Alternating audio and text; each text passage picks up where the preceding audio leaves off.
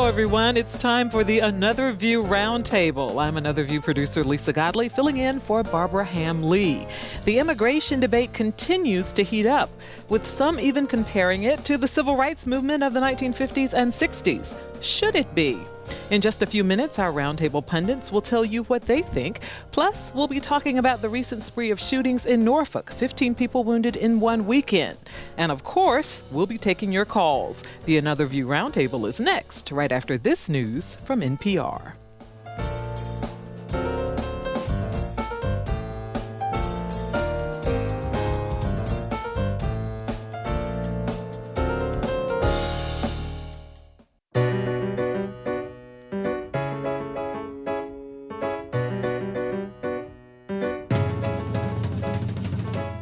Discussing today's topics from an African-American perspective, this is Another View. Good afternoon, everyone. I'm Another View producer Lisa Godley, filling in for Barbara Ham-Lee. Before we get going today, I'd like to pause a moment to remember a wonderful woman who did so much to help so many, former Newport News School Board Chair Effie Ash. She served tirelessly on the board for 12 years from 1994 to 2006 and was the first African-American woman to serve as board chair. She's described by those who knew her as someone who saw cans instead of can'ts. She and her late husband Wilbur lent their names to the public housing retirement community Ash Manor in southeast Newport News, where they also lived. Effie Ash departed this life on Monday. She was 82 years old. The Another View family would like to send our heartfelt condolences to the Ash family. Today's Another View Roundtable discussion starts with the immigration issue. It's being compared to the civil rights movement of the 1950s and 60s. And as always, on the second Friday of the month, the Another View Roundtable is here to share their thoughts. With me, Wil LaVeist. He's a journalist and talk show host. Hello, Will. How you doing, Lisa? Lisa. Bill Thomas, our community activist. Hi, Bill. Hey, how are you, young lady? I'm hanging in there. Looking good. Thank you. Carol Pretlow, she's our political science professor from my alma mater, Norfolk State University. Hello, Carol. Hi, Lisa. I'm so proud of you. And Virginia-Pilot columnist Roger Chesley. Hello, Roger. Hello, Lisa. We'll try to be gentle with you today. Thank you so much. I really appreciate that. Well, I am going to start with you. Is this a fair comparison, comparing what's going on with immigration and the civil rights movement? No, I wouldn't say at all. First, we are a nation of laws, and you hear a lot of that about being a nation of laws and securing the border. But we also have something called asylum laws, and so those laws should be applied as well. And so I think the Obama administration, what they're trying to put forward, makes perfect sense because we also have asylum laws. But what bothers me about this comparison is people see visually, the arguing going back and forth.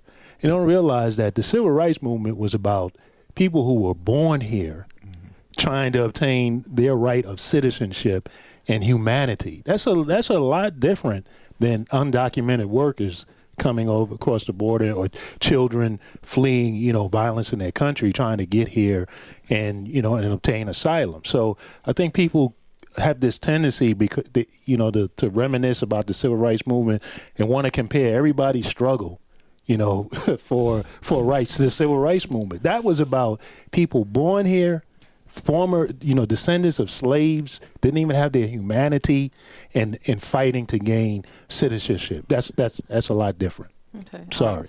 Roger, I think you agree with Will. Yeah, I agree with that, and we had chatted about this shortly before the show. I mean, what you're talking about is, as Will said, during the civil rights movement, you were talking about people who were citizens, people who were having their taxes go for things that didn't help them.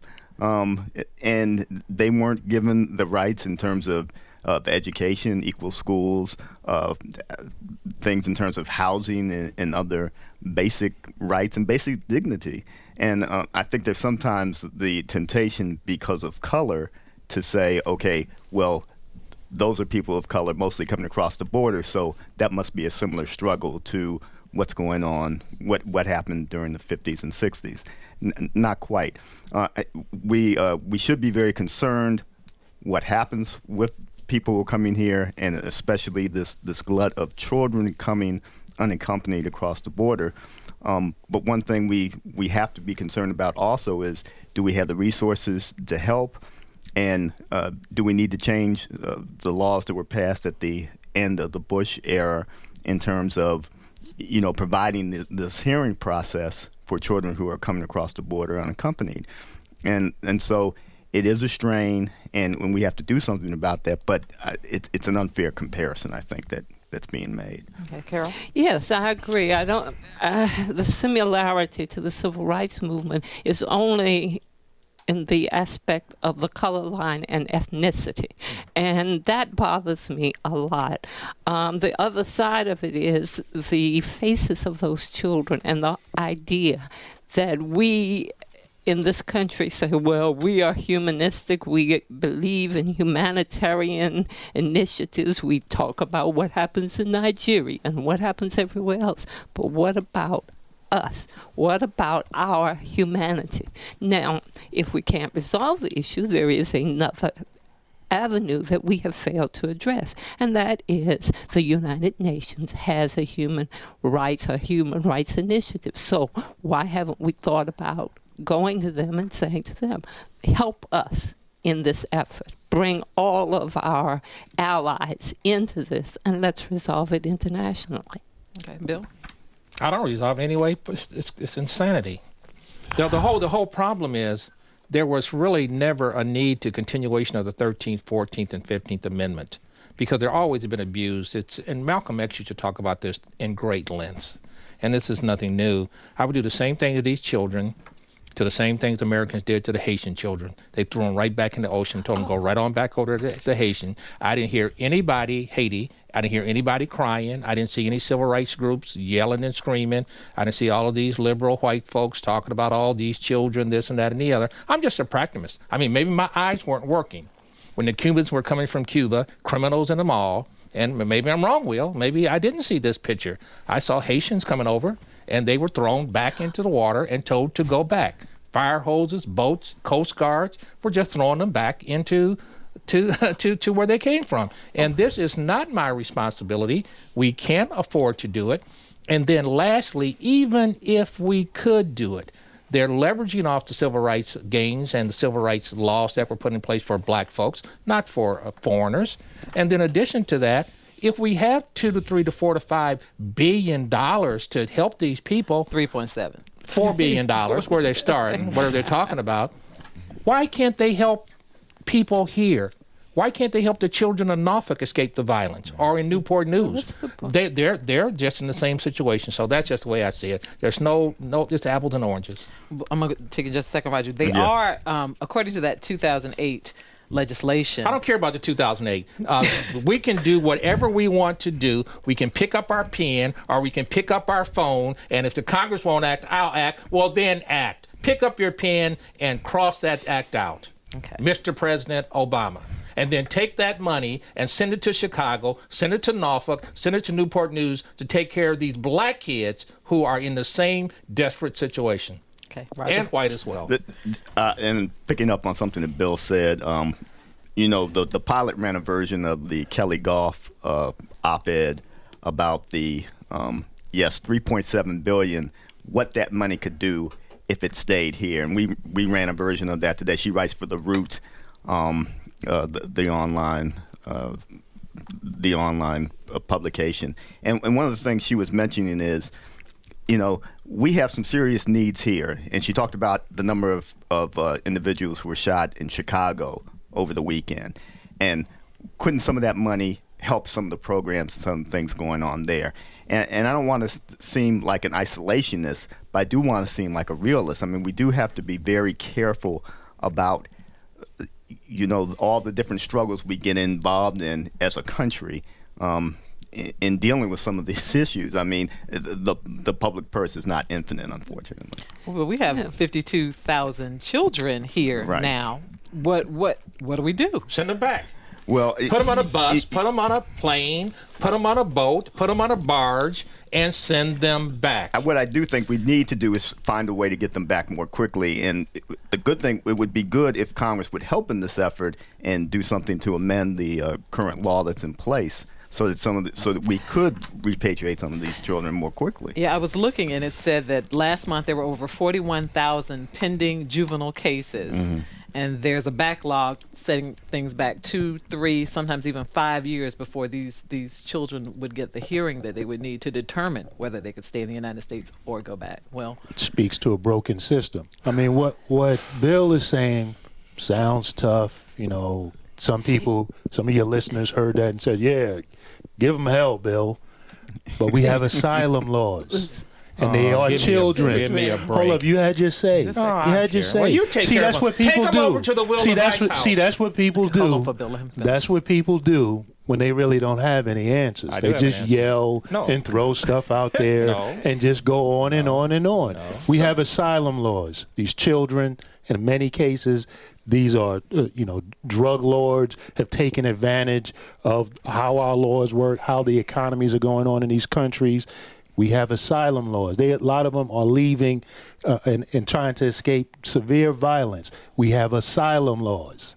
So they are entitled to those asylum laws. Now he talks about just send them back. Okay, what's the practicality of sending them back?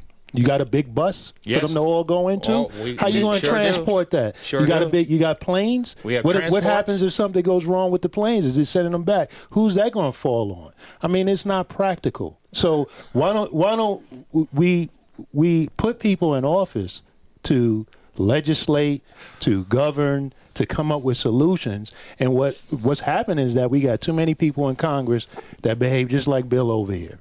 And all they're really focused on is who is going to vote for me in my specific district. You know, what Bill Thomas is out there that's going to vote for me or not vote for me. And that's how they're making their decisions. So we've got nothing but a big mess on our hands. yeah, because Speaker Boehner just hit the pause button Yeah. on the I legislation, do. so we're not sure when anything is I going to do come have up. one solution. Yeah, we love to hear it. For all the big-hearted, kind-hearted, loving Americans who want to take these nice children. How many bedrooms do you have in your house? Take them. How about your church? How about all these big cathedral churches we have right up here on Church Street? Go fill them up with these kids. There's a legislator, or I think there was a lawyer or something in Texas Texas, who yeah. came up Came with up an with that. idea That's a good with a idea. solution. Yeah, He said, that is a here's some solution.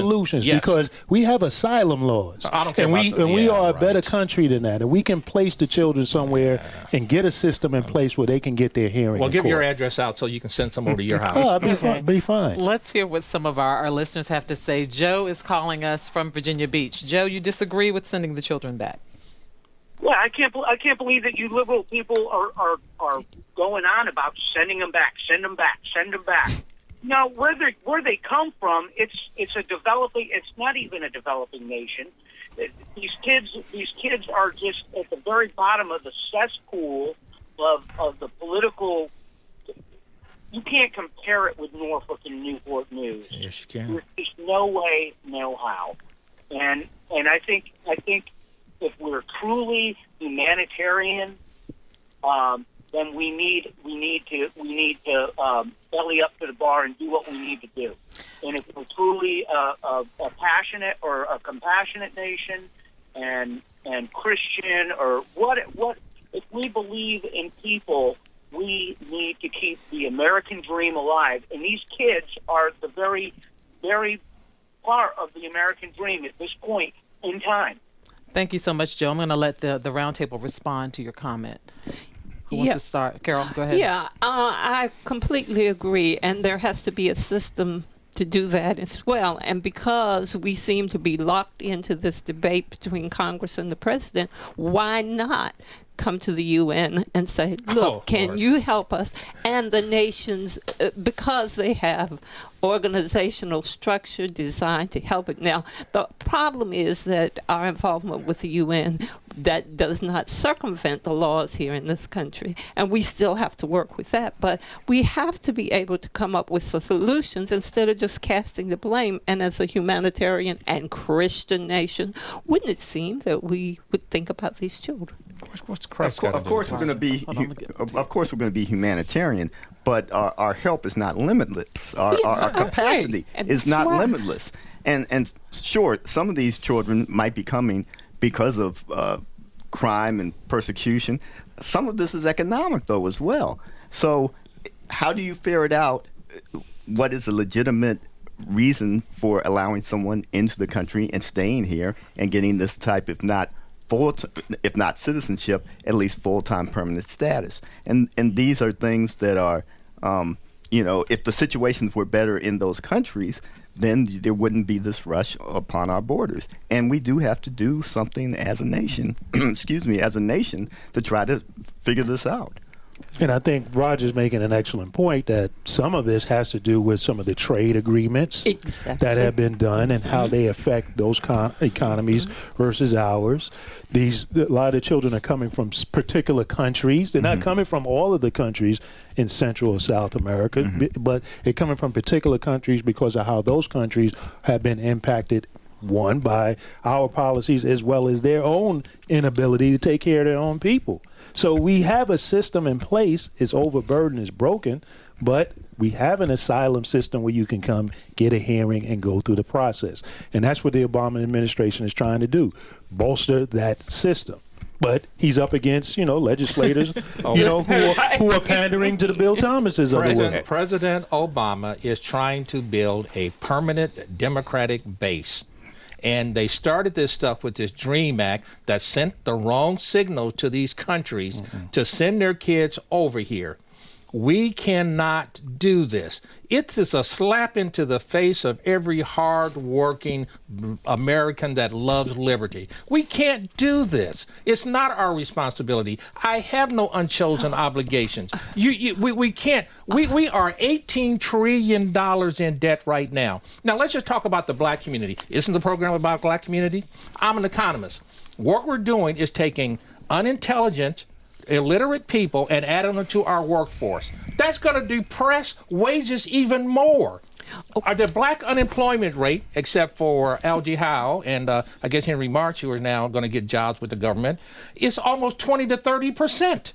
Our kids can't get jobs. They're not working. How do you think these kids in Norfolk or in Chicago or in Newport News that don't have anything, the little kid walking around in the streets in a diaper that got ran over in Newport News, how do you think they look at things when they say, we are willing to reach out and stretch out and help these folks when we won't even do the same for our own people? It's disgusting. I understand that, we can't be all things to all people, and there is an economic problem. But we send them back, and then we nurture a group of people who, because of poverty and economic conditions, become terrorists. And then we have a security problem. So there should be, and I agree, yes, because poverty and the inability to think through situations. Make you criminal. Make you a terrorist. Make you criminal. Some of them do become criminals. Well, give them a Bible.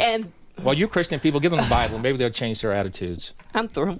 Okay. I'm going to take another call. Did you have something, Roger? I just wanted to know, Bill was talking about, some of the things the president was not doing. Well, PolitiFact.com in 2012 noted that at that time, citing federal figures, the current president had deported roughly 32,000 persons per month, compared with George W. Bush, who had deported 20,964 persons a month. So he has been deporting people. He has been, he's not, if he wanted to get this influx of voters that you're talking about, he wouldn't be deporting as many people as he is. So he's trying to do things within the law, which is one of the things he's been criticized for doing. Then Bill's people are suing him. Let's try to get a couple of calls in here. I'm going to get right back to you, Bill, I promise. Geraldine from Norfolk. Geraldine, thank you for calling Another View. Hello. I guess this is a good conversation because I'm quite angry. I wish your social Darwinist on the panel would realize a lot of this is because the American consumption of drugs. We have disabled so many countries at this point. There is no hope for this section of the world if we cannot contain our own drug problem. And whether that's Newport News, Norfolk, wherever you like to choose, throw a dart at a map at this point. But you cannot throw away these children just because it's not convenient to you, sir. You just can't. These are humans. Stop practicing social Darwinism, sir. Let me answer this young lady. To you. Over the past 20 years, according to FBI statistics, over 239,000 of the social Darwinism African-American kids and folks that live in this country have died on the streets of America. And now that has escalated to a horrible rate. Let's fix that first. And then if you want to open up your house and your checkbook and let these little social Darwinese come visit your house, go to it. Okay, all right. Get to it. Get busy at it. You see, this is the other reason why it's bad to sort of make this comparison of the immigration issue, civil rights issue, because you get into this tit for tat thing. And it reminds me, it makes me think of my own late mother, who was from the Dominican Republic and came here as a legal immigrant. And she walked with Adam Clayton Powell. She was active in the civil rights movement. She came here in the 40s and was one of the reasons why I have a lot of my passion for the community. And I would talk to her about these kinds of issues, and that always bothered her, is that we make these comparisons because we're really not interested in doing what the caller just said, looking at people as human beings and dealing with the human condition and the human problem. So we get into this tit for tat. You know, Bill and his ilk throws out those kinds of things. We go back and forth. Nothing ever gets done, right? And people, like the drug cartels, take advantage of it. And that's exactly what they're doing. Oh, you want to run up? You know, they look at these children, they look at these people as commodities. To them, those children, those immigrants that are trying to get here and feed their families, they are just as valuable to them or mean as much to them as a vial of cocaine. Chewing gum. This is another commodity. Wow. I want to get the phone lines are lit up, and I want to get some of these calls in before we switch topics. Martin calling from Yorktown. Martin, thank you for calling Another View. First, I'd like to say I really appreciate the conversation, and I totally agree with Bill. Thank you. As far as the last caller calling, if America got their drug consumption under control, all of those South American countries would still be producing drugs, selling them to the rest of the world. The real issue of the matter is the point in the teetering seesaw, the mountaintop, is the border. The border. Amen. The United States does not want to secure the border. Have you all ever been to California? The United States could not operate without California. Have you ever looked and see who works in California? It's not white people. It's not black people. It is immigrants, Mexicans. Illegal immigrants. Our country could not function without illegal immigrant wages working. Why? Because they've driven down the wages, and nobody wants to do those jobs. That's correct. If we wanted to secure the border, we could spend that 3.7 on sewing the border up, figuring a way out to close it up, keep all the kids here, and make a reasonable, realistic solution for securing that border. Otherwise, you could send the kids back. You could talk this, talk that. The border's got the permeability all day. They're going to come, they're going to go. What are you going to do? It's going to be the same thing over and over and over again. If you don't secure the border, if you don't provide jobs here and make people want to do jobs that they're too lazy to do or think they're better to do, and as far as I totally agree with Bill, as far as we need to address the problems in our own community. Amen. We can't go down to Honduras and Guatemala and all these other places where the governments are so corrupt, getting shoeboxes full of money and paint a happy picture in the media, a facade that they care, or it's just. And meanwhile, we hold the teetering on the seesaw with the border. We could close it up, but we could not. And that's just. I really appreciate the conversation, and it's really good hearing you guys bicker with each other in a positive way. Thank you. Thank you, Martin, for that call. Will, you want to respond? I appreciate Martin's call too, because again, he's putting forth a reasoned argument. But the thing that's interesting, he said he agrees with Bill. Yes. But he actually argued against Bill. No, he did not. I'm still talking. Oh, and yeah. if you notice what he talk. said, he talked about the driving down of wages, Which I mentioned. Hold on, Bill. Come Did I on, not Bill. mention that? Did I not mention it? Bill, come on. Bill. Let's be He respectful. talked about the driving down of wages, right? And then he says we ought to settle our own problems. Okay, we're living in a global community. The driving down of wages has to do with being interconnected with a global economy. You cannot have it both ways. This is the problem. You can't have it both ways. All right, I'm going to let you talk in just a second. You're listening if you're just joining us. We're talking about immigration reform and how it's being compared to the civil rights movement, among many other things, with the Another View Roundtable pundits Wil LaVeist, Bill Thomas, Carol Pretlow, and Roger Chesley. What are your thoughts? Give us a call, 440-2665 or 1-800-940-2240. Bill. Here's what I said. I said, number one, all of these folks coming in here, we're driving down the wages. It's going to make things more difficult for us. Number two, I think we should stand shoulder to shoulder and secure our border and not allow this to happen. And then we can start fixing some of our own internal problems. Right now, with the number of 235,000 African Americans who have killed themselves on the streets and at record proportions, and now that's even getting worse. Now, Will wants to close his eyes to that. I want to fix that problem first.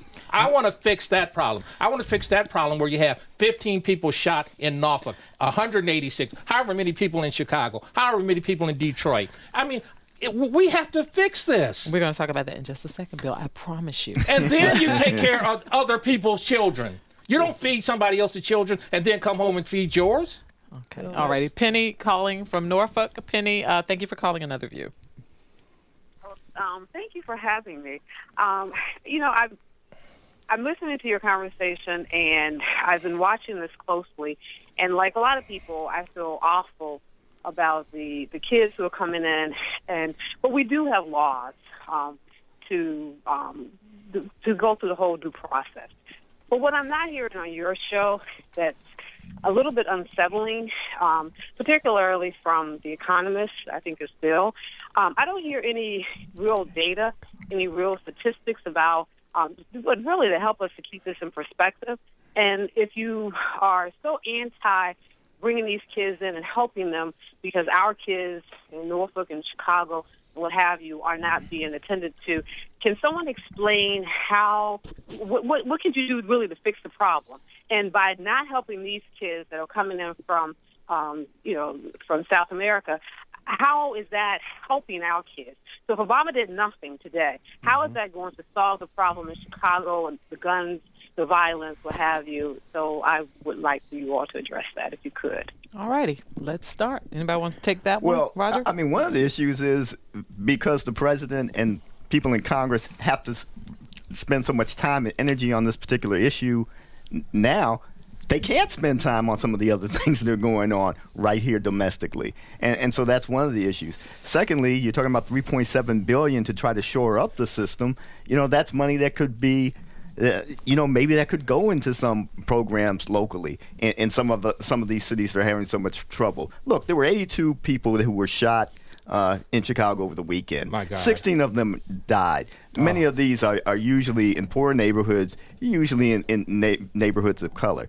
So we're talking about, some serious problems that, we could use a federal lifeline on some of this. We could use some federal funding to help some of these things going on. And when you have to spend money to deal with the borders, obviously that's taking money away from some of the other problems that are going on in our country right now. And that's an issue. Well, let's go ahead and go ahead. I wanted to try to answer, the caller's very intelligent question that you noticed Bill just got real quiet on. Now, I'm glad that Roger mentioned Chicago, because in Chicago, the local government in Chicago, former Obama administration, Rahm Emanuel, one of the things they talk about, the solution there, which will be applicable to Norfolk, is too much gang violence. Get the guns off of the street, right? You got to get communities and families engaged in working with their own children and monitoring this. So they are doing a lot of things in that area. So when you talk about solutions, some of this is not a federal solution. It's about what is that local community. So what are we going to do here locally in Norfolk to address it? To look at why we have so many guns on the street. Why are we getting at the root of why these kids are out in the street with nothing else to do or no jobs or no education? Why did that happen?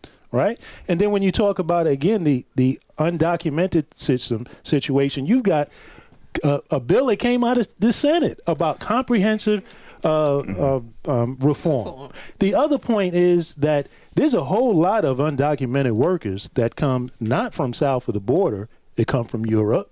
They come from other countries. They came here on education. The visa runs out. Now they're here and they're undocumented. What about them? So we keep, again, it's all this tit and tat, and it's just the brown people coming from the South. Man, it's not just brown people coming from the South and all that. That's what you, come on, that's what you're hearing. The gentleman said about secure the border. Yes. Take care of that valley right over there, and you won't have any other problem.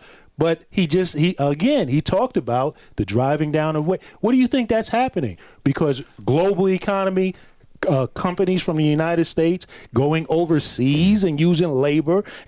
You can't, to Bill's point, you can't just do one thing. Let's just fix this. Once we get this fixed, then we go to that. Bill, by the time you fix the situation in Norfolk, both of us would be long dead and gone. No, that's not true. Then you're going to get to the undocumented situation. That is not true. Come on. That is not true. Norfolk has some wonderful leadership as well as other cities as well. What we have to do, without people calling names, first of all, this is not a racial issue. The issue is beyond all of that. What it is that we can't have communities that have 100% what we used to call illegitimacy, with kids being born into one-parented households. And nobody wants to deal with that. In some cities, it's 100%. And kids are being raised without fathers and dads and moms that love them.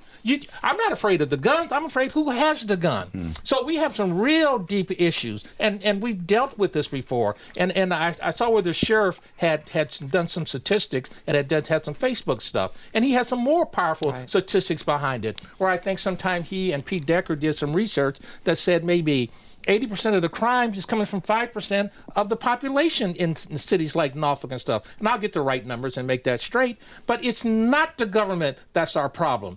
We have lost our faith in God. We don't have values. We don't have parents. Those are the root issues. And I am as much Christian as anybody can be. And what I did, I married the woman who had our children. I raised our children, and I loved our children. I told them that every day. And until we start fixing those rudimental issues, there's nothing we can do. Well, that's why I'd just like to say, when you're talking about funding that can help some of these programs, yeah, we could use some federal funding to help some of the programs that could strengthen the family. And that's where I'm saying, when you have such a problem like children coming here by themselves, that's why there's so many issues that are going on here in our country. And yeah, we could use some of that money that's going to have to be for immigration interdiction. We could use some of that in some of the cities that are struggling. Okay, I want to start taking some phone calls, but we're about to shift gears here, as Bill has mentioned several times, and a couple of you have. There were 15 people injured in shooting incidences over the 4th of July weekend right here in Norfolk. What's going on? What can we as a community do about it? And we'd like to hear your thoughts on this as callers, 440-2665 or 1-800-940-2240. I want to go to caller 3 out of Newport News. I believe it's Elise, and if I'm pronouncing your name wrong, I apologize. Are you there? Hello? Elise? Hello, am I on? Yeah. Okay, great. Hey, I'm actually not Newport News. That's why I was confused. Oh, but, okay. It's just been a pleasure listening to your conversation. I really appreciate the different viewpoints here. And maybe not 100% in agreement with Bill, but I actually do support his viewpoint on most of what's being said right now. Maybe not the way it's being said or the exact specifics, but as an immigrant from Spain, at a very young age, I came over when I was 5. I was lucky enough to be in a supportive family, and I got into the educational system. But I believe that if we give people the opportunity, if we hold America up to be the all-inclusive beacon of light that people kind of see America as being from the outside looking in, then we really stand up for those principles that the Founding Fathers pretty much delineated for us to follow. We can't follow the slippery slope to enhance our borders, to become an elitist society. That's not what America is. We're not elitist. We're not. We're really not that special, honestly. But if we are special, it's because we're inclusive and we try and hold those principles that everyone is equal in the law and that everyone has a chance if given the right opportunities. Now, whether or not we're affording those opportunities to people, I don't know. I think Bill's right. We have so many domestic issues that we need to take care of before we start trying to go into other countries and solving their problems for them. Not that, we shouldn't do that eventually, but it really would be nice from a principle basis to say, hey, look, we've done everything we can to take care of the economic issues that are affecting so many of our people, not just in Norfolk, but across the country. We've done as much as we can to address the civil rights issues or the educational opportunity issues that we have. So, in terms of what our priorities should be, I'm definitely in agreement with Bill. We should take care of our domestic issues. Even though I'm an immigrant, I went to the military, graduated from grad school, saw a lot of immigrants in grad school. They were there on educational visas as well.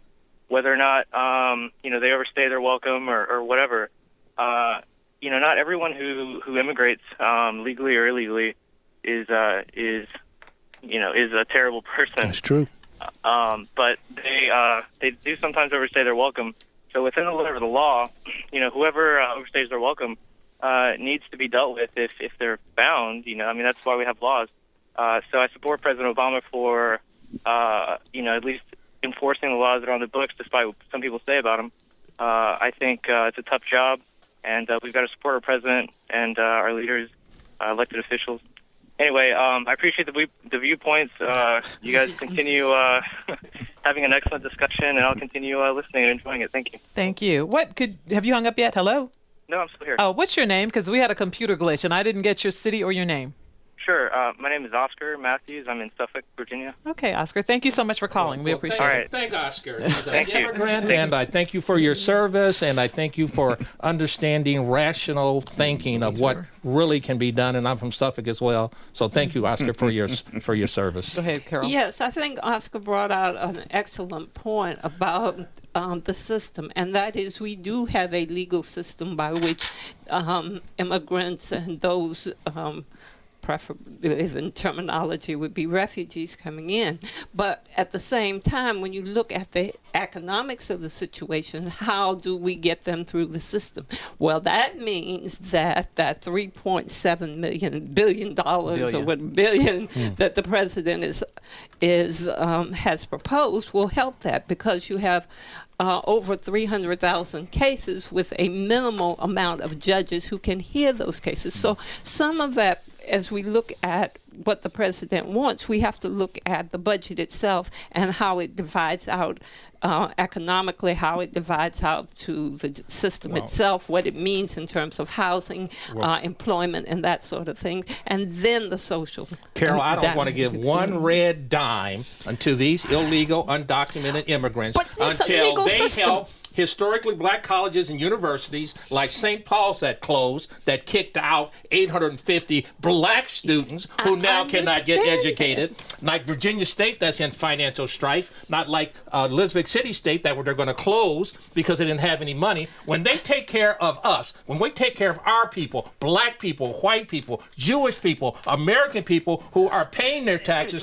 doing their service, then we can deal with this. So but not saying, one red dime until we get our house in order. So you're saying don't do anything with the president's proposal and just say, okay, shove it away, and then we'll deal with the problems that we have in our communities and the economic and the educational system, and then once we get that straight, then we can do that. Make our streets safe for walking, and then go down and take care of the borders and do what you got to do. Okay, I have a namesake on line one, Lisa calling from Virginia Beach. Lisa, thank you for calling Another View. Yes, it's all very fine and good to say, send them back.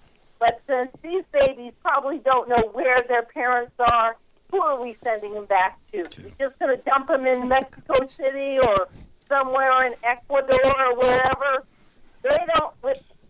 Where are we sending them back to? We're sending them back to their parents? We don't know where their parents are. So let's get real. Okay, Lisa.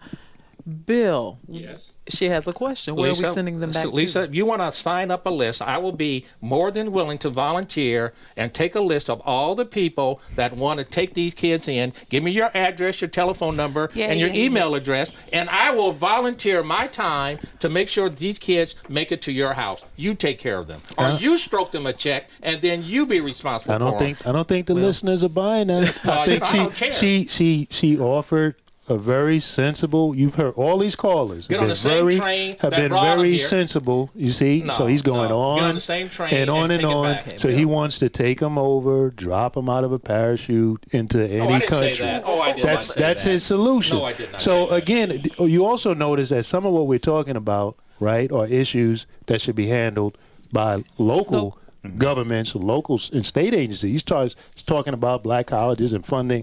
Last time I understood, majority of that funding came from the state. That's a state issue. So again, you can't. Again, I'm not so gonna let you get again, away with that. you can't get caught up in the tit for tat and everything is Obama's responsibility and we got to do this first before we can do this next. Last year, I was in Mongolia. Roger was over in China. Was it China? Japan. In Japan. I'm sorry, Japan. Didn't you see evidence of U.S. culture? Of course. I sure saw it in Mongolia. So what I saw is not, or is absolutely on subject. When I was in Mongolia, I saw a direct connection to Norfolk. I saw a direct connection to what's going on the ground here. Because when you talk about jobs, when you talk about American businesses doing business and where labor is being drawn from, we are in a global society. Why are we concerned about what's going on in the Middle East right now as Iraq is in the process? Is it Iraq is in the process of even breaking down, not even being Iraq as we've known it? I mean, what are we talking about? And we're concerned about that because we know we're interconnected with what's going on in the Middle East as it affects our lifestyle. So we can't go backwards. Bill wants to put his head under the sand and go back to some time that didn't exist. And it's not an either or. Either we either we don't give any money or you have to take in some of the immigrant children yourselves. It's not either or like that, Bill. You have to have rational solutions. You have to try to work at things, and it's a tough situation. We have to work through it. Hopefully we'll get some cooperation between the Congress and the president to try to make the situation better, because yes, we have children that are coming over here and we just can't send them back anywhere. That's irresponsible. So we have to fight through this. The issue with my good friend Wil LaVeist is just totally nonsensical. There's something called the U.S. Department of Education. Actually, go get a Daily Press newspaper, and you'll see where kids are burdened with these huge debts, $200,000-$300,000 of educational debts at insane interest rates. That's funded by the United States federal government that took over the lending apparatus in colleges and universities in America. So don't give me that stuff. What percentage of the university's funding is that? What percentage? Of tuition for kids? Yeah, what percentage? For black kids? For Pell Grants and et cetera? Of the university, probably 90%. What percentage of the university's ability to fund itself comes from the federal government? From tuition? How do you think the universities get fund themselves? Through what? Tuition. How do you think you get tuition? When you talked about Virginia State being in financial a issues, student from what Virginia impact, State, what a impact, student goes I'm and asking gets a question real Bill, clear, let's be Bill. respectful. You guys, I'm saying, you guys got to give each other a chance to talk. What percentage? I'm sorry. People want to understand when they're asking you for stats. They're saying what percentage, for example, Virginia State, its ability to keep its doors open and be funded and run, what percentage of its funding is federal? Okay, I don't know what Virginia State is, but I can give you a typical HBCU that has 80 to 90% Pell Grant students, and I would suspect that 80 to 90% of their funding comes from loans. Is that true, Carolyn? That's true. And the loans come from the federal government, and then that money goes to the university to pay teachers' salaries, keep the lights and gas on. So I would say anywhere between, from those particular schools, I would say 75 to 80%. A student gets their money from the federal government, sir. They borrow the money, or they get it through Pell Grants that President Bush, your nice President Bush, has been diminishing. So they have to get more loans and not more federal assistance that you don't have to pay back. But my point is, we are burdening our own kids that are even being successful with ungodly debt that they'll never get out of. So let's take care of our own folks first, and then let's figure something else out. The issue with the immigrants and the kids down there in the Southeast and Southwest, that's going to get resolved. But what I'm concentrating on is the problems that we're now talking about locally that are impacting our children. We don't want to get any more polio and all these infectious diseases that are going to be coming through with this stuff. We have a serious problem on our hand, and we have a serious problem in our schoolhouses where 50 to 60 to 7% of African American males in urban cities are not graduating from even high school. So my simpler point, and not to be mean or dismissal, is the fact that I want to concentrate on my house, try to get it fixed, and then move forward from there. Okay, I think Sam on calling from Newport News may have a possible solution. Sam, thank you for calling Another View. Yes, thank you for taking my call. I just wanted to make a couple of comments. I'm a foreigner, okay, of African. I came from Africa, and my point is this: almost every innovation within America was brought about by foreign-born or foreigners who basically migrated here. Now, having said that, these children that are coming, they're not like adults who have been coming with no skills or any type of professional skills that they can come and help the economy. These are kids that are coming with clean slates that we could bring in, educate them, and to be productive to society. Now, hello? We're still here. We're listening. And having said that, the problem, we're actually mixing different things together, especially African American community with these kids. I used to teach in the prisons, and one of the problems that I found was that there were a lot of smart kids, and I'm talking about African Americans kids, because there were both African Americans and white kids, but amongst them, there were a lot of smart kids. The problem was they wanted to do what they wanted to do, or what they felt like doing. That meant pulling a gun or any type of antisocial behaviors. These are some of the things that has to be dealt with at home. Now, coming back to the foreign kids, these kids, okay, already we know that within the next few years, probably if not 10 to 20 years, we'll be looking at baby boomers coming into retirement. Well, the problem is this: we are going to have to import workers to come into America and support the system so that we'll be able to, retirees will be able to get the benefits that they need. Otherwise, there's no money coming from anywhere. And again, I'm going back to foreigners. Even with nuclear technology, going to the moon, all these technologies were brought into America by foreigners, and a lot of them were engineers.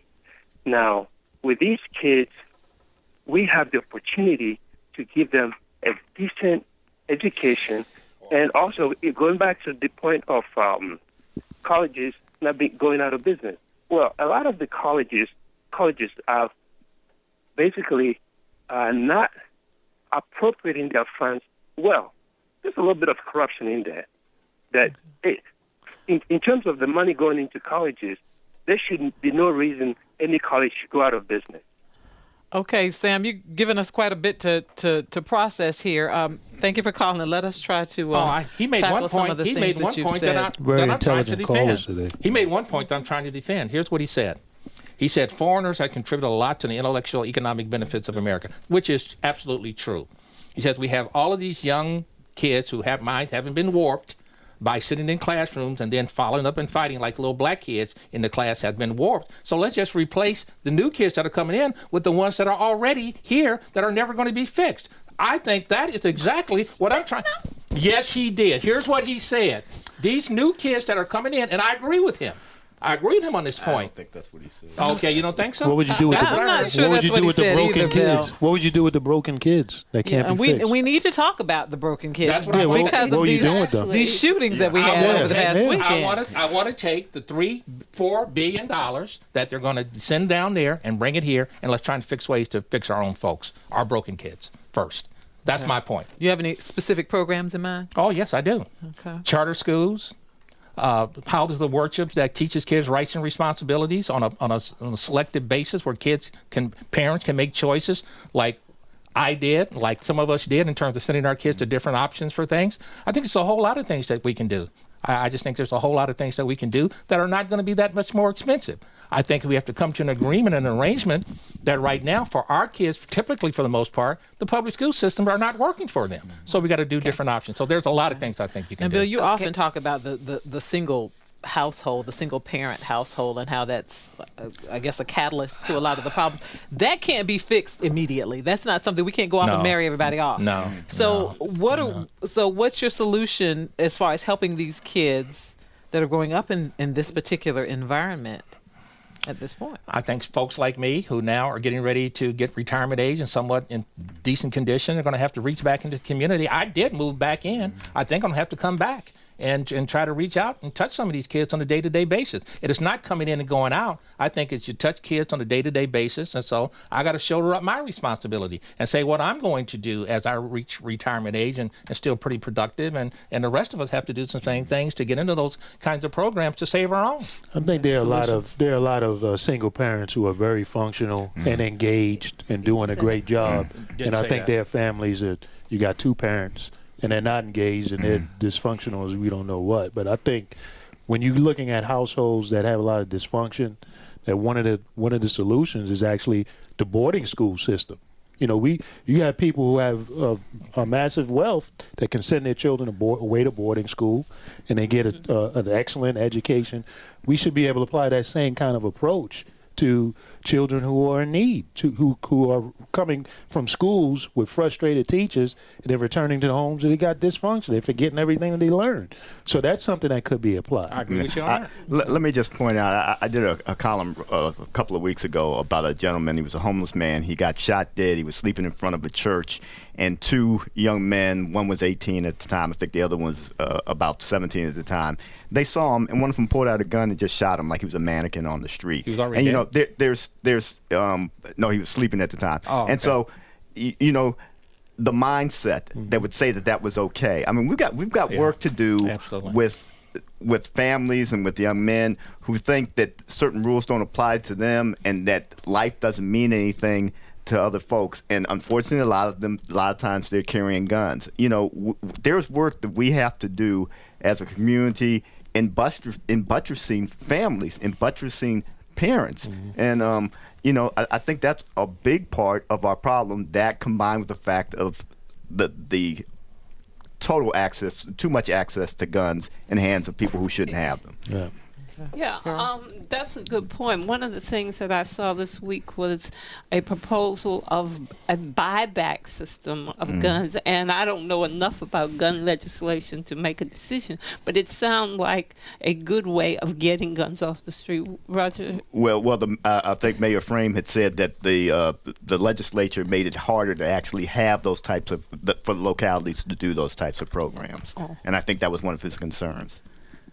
Wow, you guys know we're almost out of time, right? Yeah. It has gone by really, really fast, and I thank you for helping me to fill in the big chair here for Miss Hamley while she was out. Thank you guys, I appreciate it. I thought you did a splendid Well, job. thank you. And if I was rude or if I was not as pleasant as I should have been, I'm going to apologize to everybody. Will, you're the man, brother. Man, I love you, man. I love you. I love you to death. That has been our show for this Friday. If you'd like to hear the show again or share it with a friend, please go to our website at anotherviewradio.org. If you haven't already, please sign up for our eView newsletter, a once-a-week reminder of upcoming shows. Thank you for spending the noonday hour with us. For producer Danny Epperson, who filled in for me, audio engineer Victor Bowen, Ashley Liggins, who answered our phones, I'm Lisa Godley. Barbara will be back next week when we'll get together again for Another View.